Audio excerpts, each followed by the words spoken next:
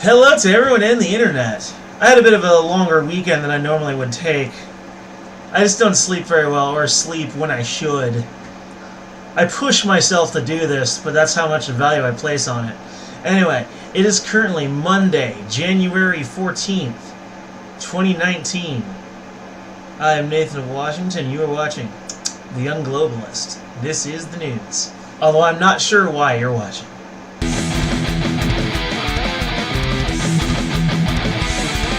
Alright everybody, so the French police are once again using tear gas and water cannons amid a bank run. Well, it's running concurrently. There's now multiple different things going on with the Yellow Vest. The whole thing is becoming a complicated mess. But the riots have now reached Paris. About 8,000 protesters were being oversaw by about 5,000 riot police. They had armored vehicles, various kinds of special weapons, basically French SWAT teams. Gendarmes, they are called. Gendarmes. Jean-Claude Van Damme? Jean-Claude Gendarme. French, whatever. But basically, one guy says, we've come to Paris to make ourselves heard, and we wanted to see for ourselves at least once what's going on here. Basically, someone among the rioters said that, in other words, they're looking to see what the politicians are really up to, because the French government is shady as all hell.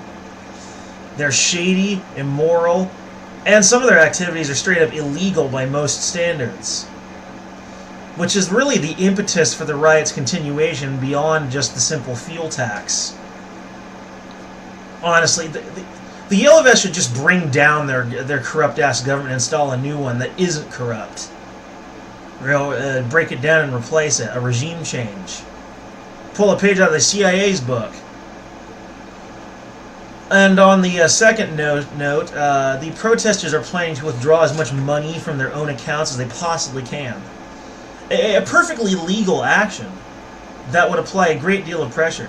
See, their government breaks their own laws, but their citizens obey their laws. Their citizens are better than their government. This is why I say civilian politicians should be voted for instead of professional politicians. Alright? That's one of the reasons why I voted for Donald Trump, and will vote for him again in 2020. But the French government, which I no longer recognize as legitimate, I as a foreigner no longer recognize that as the government of France. France has no government as far as I'm concerned. But they could try to place limits on withdrawal amounts to save the euro from losing its purchasing power. Because if everyone just pulled it out of the bank altogether, the government would lose the ability to spend their money, because they have access to the bank. And without that money gone, then there would be no interest or no loans. Right? That would cripple the government, because that would be a big part of their budget. And their budget goes bye-bye.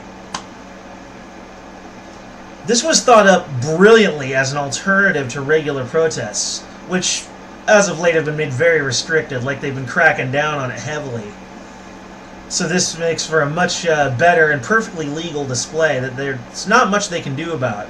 Macron and his buddies can't do a whole lot to stop this, since, again, it is perfectly legal to do so. It's their money. While it's in the bank, governments can do with it as they please, more or less. But you can withdraw it at any time.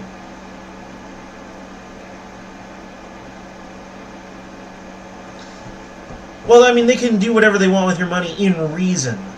There's only a certain amount they're allowed to take, mostly with interest, which means they pay you back. But anyway, PG&E, which is apparently owned by the Rothschilds, is somehow responsible for the recent California wildfires.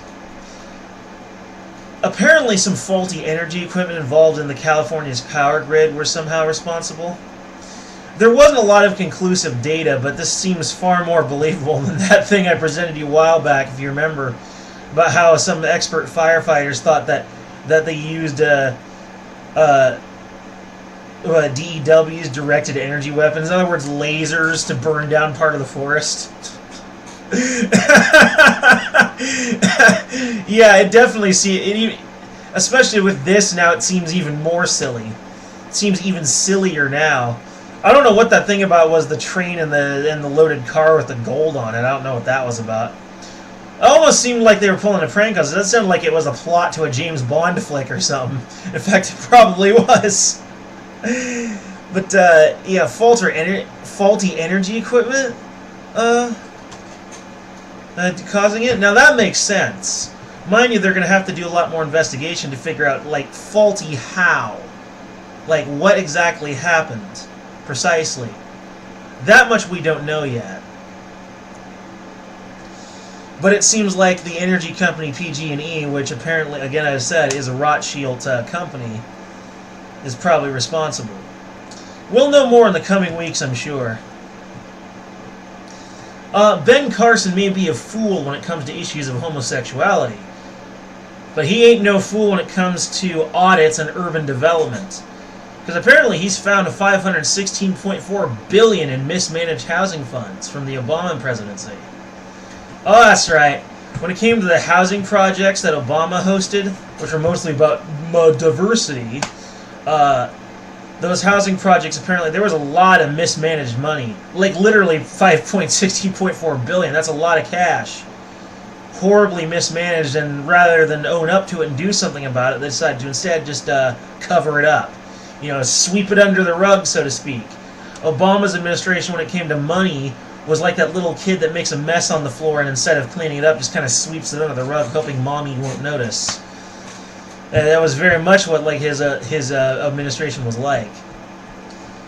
So I think Ben Carson's, in some cases, is kind of an idiot. He has his little niche areas where he's a lot smarter than most people would think. I think I'm starting to consider the fact that Trump may have made it the right decision when putting Ben Carson in charge of urban development. That was a smart move, it would seem. So far, Ben Carson's done a great job, so who knows? I mean, the guy's a fucking neurosurgeon, he must be pretty smart. He's probably got a few unconscious biases, or even fully conscious biases. All kinds of biases, but otherwise, well, there you go. Tulsi Gabbard wants to run for president in 2020. I may vote for her, but in 2024. Because Trump is an anti-establishment president. And he's fucking with the establishment right now with pulling the troops out of Syria and building the wall and all that. His job isn't done yet. I will gladly vote for Tulsi Gabbard because her platform, I like it. She seems to be yet another anti-establishment type person. And she seems to be of a reasonable age to run for president. She's old enough to have the experience and young enough that she'd be able to last through office without having any serious health concerns to be considered. That's my problem with voting older people into presidency, is often you have to have some concern for their health. Mind you, surprisingly, in spite of how the guy eats, which I don't understand, Trump's actually reasonably healthy. I mean, you wouldn't think so with his diet, but I mean, just watch the series on what was it? It was a YouTube video on you eat like world leaders for a day, and they ate the Donald Trump diet, which is pretty well publicized on his Twitter, I think. Yeah, I don't know how you can eat like that and be healthy. And it wasn't particularly enjoyable either. He can eat like that? Anyway. Bottom line is, I think Tulsi Gabbard, well, I mean, she's a Polynesian, which in terms of global population of a given race or ethnic group, Polynesians are the smallest, which means they're from a global standpoint, they're the greatest minority. And surprisingly a Hindu, which I didn't know they were Hindus. Aren't they normally into like tribal spirituality or secularism? It's like it's one or the other and nothing else. Sometimes Christianity. But she seemed to, I think some have said she's a little too exotic to be president, that people might not vote for her. It's outside the typical mud diversity argument. Who knows? I mean, like I said, I don't care so much. I don't care if you're man, woman, black, white, purple, what the fuck ever are you? As long as you're not corrupt as all hell, you've got a decent platform, and maybe I even like you a little, I'll vote for you. If you got a solid platform, you know what you're doing, I don't even give a shit. I might even vote for you if I don't like you. Anyway, British MP Dearlove, great name by the way, sounds hilarious. Oh dear, I love you so much. Says soft Brexit is a threat to national security. A threat. Yeah, well, hey, guess what? The EU is a threat to your national security. Remember that migration pact that they passed through the UN? That started out in the EU. EU and UN are basically functioning together as a single body at this point, because they share a lot of the same ideas. But a soft Brexit threat to national security? Look, dude, Brexit needs to happen. It either needs to happen soft or it needs to happen hard and fast, but it's got to happen. The EU is hella evil and despotic, and the British government gets more and more the same the longer they stay in. Irresponsible Democrats go to a party in Puerto Rico amid the government shutdown even. They go to this fancy party in Puerto Rico, dress up as founding fathers, go to see some play, some ballet, some movies, and literally waste a bunch of money that they literally cannot afford to waste right now. And people wonder why in the midst of this government shutdown everyone hates the Democrats more than they hate Trump. Even some of the leftists are hating the Democrats. And gee, you wonder why. Maybe because they're irresponsible jackasses who go out and wasting a bunch of money we can't afford to waste. Gee, sounds familiar. Obama much?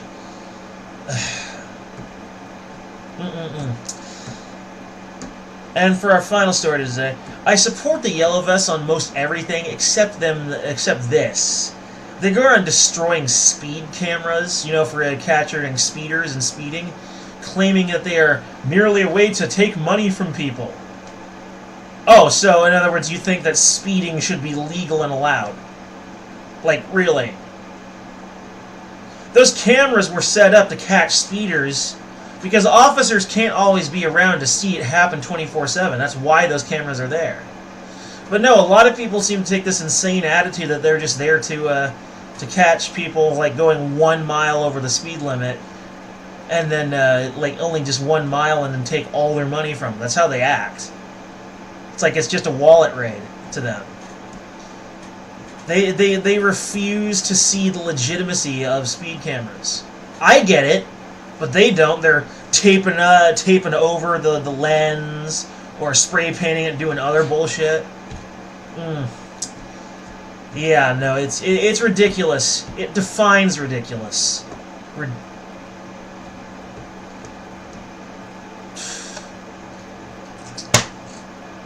That's it for today, folks. I'm out.